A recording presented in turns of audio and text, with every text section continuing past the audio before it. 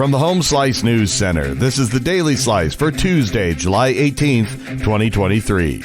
I'm D-Ray Knight, Amy Rhodes is on assignment, and this is what's going on. Governor Kristi Noem says South Dakota closed the 2023 budget year with a surplus of $96.8 million. In a Monday release, the state government spent $79.7 million less than appropriated in fiscal year 2023, with the total revenue finishing above the legislative adopted forecast by $17.1 million.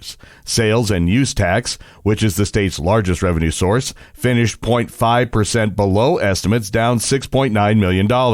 By law, the fiscal year 2023 surplus was transferred to the state's budget reserves.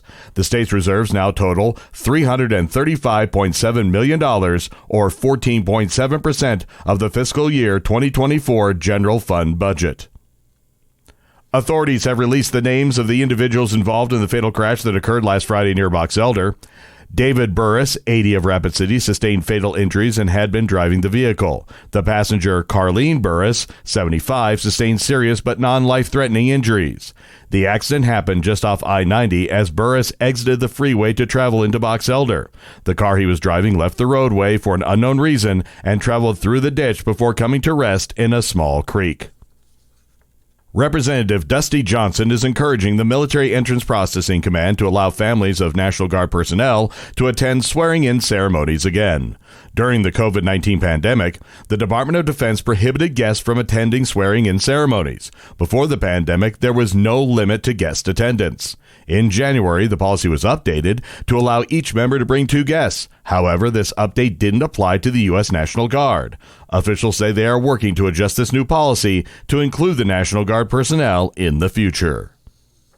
In national and international news, Ukrainian forces have shot down 25 exploding drones and 6 cruise missiles during a pre-dawn Russian attack on the port of Odessa. The attack came a day after Moscow broke off a deal that had allowed Kyiv to ship vital grain supplies from the Black Sea city during the war. Ukrainian authorities said Tuesday the Russians first sought to wear down Ukraine's air defenses with the drones and then targeted Odessa with 6 Kalibr cruise missiles. The Ukrainian Military Southern Command says all 6 missiles were shot down by air defenses, but their debris and shockwaves damaged some of the port facilities and a few residential buildings, injuring an elderly man in his home. A Florida judge who had issued a court ruling last year that critics said was unduly favorable to Donald Trump is set to preside over the first pretrial conference in his landmark criminal case concerning the willful retention of classified documents. Prosecutors and defense attorneys are scheduled to appear Tuesday before U.S. District Judge Eileen Cannon to discuss the rules and procedures that will govern how classified evidence is used in the case. It's a routine subject for any prosecution that concerns classified information, but it's notable because it'll be Cannon's first time hearing arguments in the case since the Republican former president's indictment last month.